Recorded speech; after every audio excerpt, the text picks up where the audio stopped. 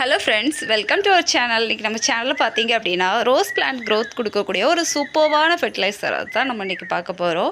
இது வந்து பார்த்திங்க அப்படின்னா அயன் வந்து நல்ல ரிச்சாக இருக்கிறதுனால நம்ம செடிக்கு வந்து புதிய புதிய துளிர்கள் அப்படி க்ரோத் அப்படி ஈஸியாக கொடுக்குங்க. இது வந்து நம்ம வீட்டில் வேண்டான்னு சொல்லி தூர போடுற ஒரு விஷயந்தான். அதை வந்து நம்ம பிளான்ட்ஸுக்கு கொடுக்குறதுனால பார்த்திங்க அப்படின்னா நிறைய குண்டு குண்டாக அழகாக நிறைய துளிர்கள் வச்சு பூக்குங்க.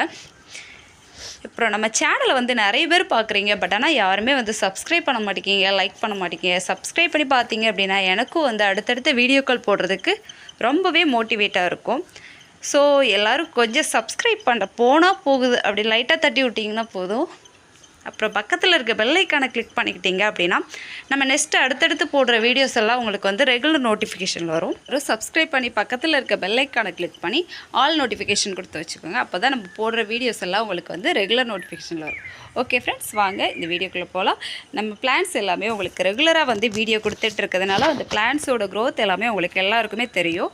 சப்போஸ் நீங்கள் வந்து புதுசாக பார்க்குறீங்க அப்படின்னா நீங்கள் நம்மளோட பழைய வீடியோஸ் எல்லாத்தையுமே பாருங்கள். இந்த பிளான்ஸோட குட்டியாக இருக்கிற செடியிலேருந்து கம்யூனிட்டியிலேருந்து எல்லாத்துலேயுமே போட்டிருப்பேன். குட்டியாக இருக்கிற செடியிலேருந்து இப்போ வந்து ஜஸ்ட் 1 மந்த்துக்குள்ளே வந்து இந்த பிளான்ட்ஸ் எல்லாம் வந்து எவ்வளோ க்ரோத் ஆகிருக்கு அப்படிங்கிறது உங்களுக்கே தெரியும்.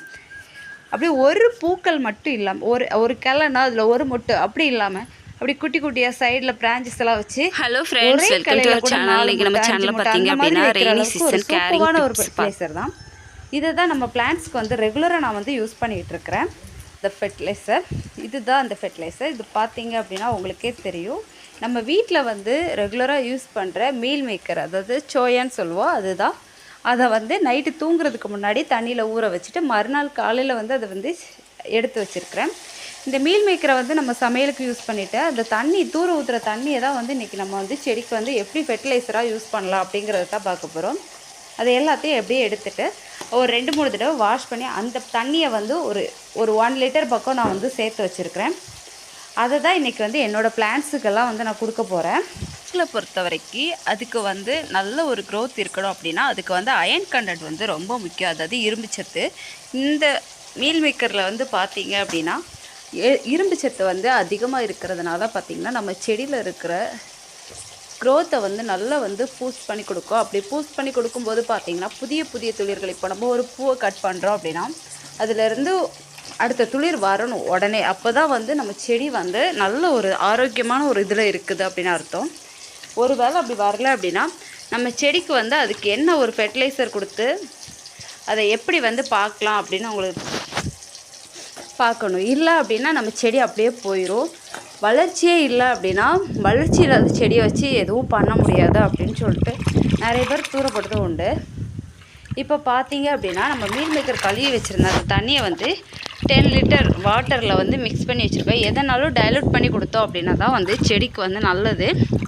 ஸோ அதை வந்து 10 லிட்டர் வாட்டரில் வந்து மிக்ஸ் பண்ணி அதை வந்து செடிக்கு வந்து கொடுக்குறோம். இதை வந்து என்னோடய குட்டி குட்டி செடிகள்லேருந்து ஒரு 2-3 மந்த் ஆன செடிகள் வரைக்கும் எல்லா செடிகளுக்குமே இதை நான் கொடுக்குறேன். வேர் பகுதிக்கு மட்டும் இல்லாமல் செடியோட இலைகளுக்கும் வந்து இதை வந்து நல்லா தெளித்து விடுறேன். தெளித்து விடும்போது பார்த்திங்க அப்படின்னா இலைகள் வந்து அதை அப்படியே அப்சர்வ் பண்ணி நல்ல ஒரு க்ரீனிஷாக அவ்வளோ ஒரு அழகான க்ரோத்தோட நல்ல ஒரு ரிசல்ட்டை வந்து நம்மளுக்கு கொடுக்கும். உங்களுக்கே தெரியுது, பார்த்தீங்க அப்படின்னா நல்லாவே தெரியும்.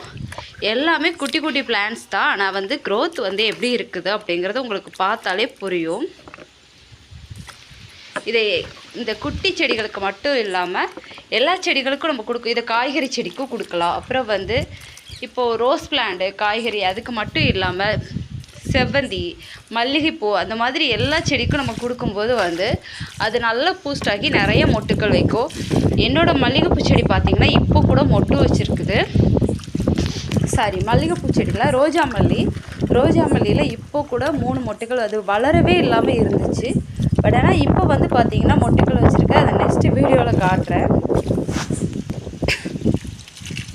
என்னோடய வயலட் ரோஸ் இதில் வந்து இப்போ ஜஸ்ட்டு கொஞ்ச நாளுக்கு முன்னாடி ரொம்ப அதிகமாக காற்று வீசுதுங்கிறதுனால இலைகள் எல்லாம் கட் பண்ணி விட்டுருந்தேன். ஆனால் இப்போ வந்து அந்த வயலட் ரோஸ் வந்து நல்லா சூப்பராக அழகாக விரிஞ்சிருச்சு. உங்களுக்கே பார்த்தா தெரியும் அது எவ்வளோ அழகாக இருக்குது அப்படின்னு. நீங்கள் அடிக்கடி ரோஸ் பிளான்ட்டுக்கு வந்து எதாவது ஃபெர்டிலைசர் கொடுத்துட்டே இருக்கீங்களா, இதே மாதிரி ரெகுலராக ஃபெர்டிலைசர் கொடுக்கணுமா அப்படின்னா ஆமாங்க. ரோஸ் பிளான்ட்டை பொறுத்த வரைக்கும் வந்து ரெகுலராக வந்து ஃபெர்டிலைசர் கொடுத்தோம் அப்படின்னா தான் வந்து அது வந்து ஒரு நல்ல ஒரு ஆரோக்கியமான இதாக இருக்கும். இதாங்க ரோஜாவல்லி. அதிலே பார்த்தா உங்களுக்கு தெரியும் 3 மொட்டுக்கள் வச்சுருக்கு. ரெகுலராக நம்ம ஏதாவது ஃபெர்டிலைசர் கொடுக்க தான் வந்து ரோஸ் பிளான்ட்டோட க்ரோத்தை வந்து நமக்கு காட்டும். இல்லை அப்படின்னா அப்படியே இருக்கும், அப்படியே பிடிச்சி வச்சது மணிக்கே இருக்கும். அதுவே நம்ம ஏதாவது ஃபெர்டிலைசர் கொடுத்துட்டே இருந்தோம் அப்படின்னா ஆரோக்கியமாக இருக்கும். நிறைய பூக்கள் வைக்குங்க, 1 2 இல்லை, அதிகமாக அப்படி கொத்து கொத்தாக பூக்கள் வைக்கும். அதுக்கு நம்ம ஏதாவது ஃபுட்டு வந்து அவங்களுக்கு கொடுத்துட்டே இருக்கணும். ஃபுட்டு கொடுக்க தான் வந்து அவங்க மொட்டுக்கள் வந்து அதிகமாக வைப்பாங்க.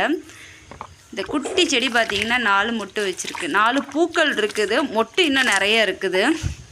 அப்புறம் இவங்க பார்த்திங்கன்னா இவங்க மொட்டுக்கள் நிறைய வச்சுருக்காங்க. நான் ஆல்ரெடி ஃபஸ்ட்டே வந்து இவங்களை காட்டியிருந்தேன்.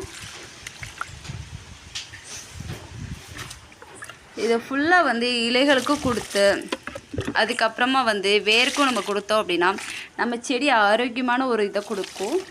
ஓகே ஃப்ரெண்ட்ஸ், இந்த வீடியோ பிடிச்சிருந்தா லைக் பண்ணுங்கள், அப்புறம் கமெண்ட் பண்ணுங்கள், அப்புறம் ஷேர் பண்ணுங்கள்.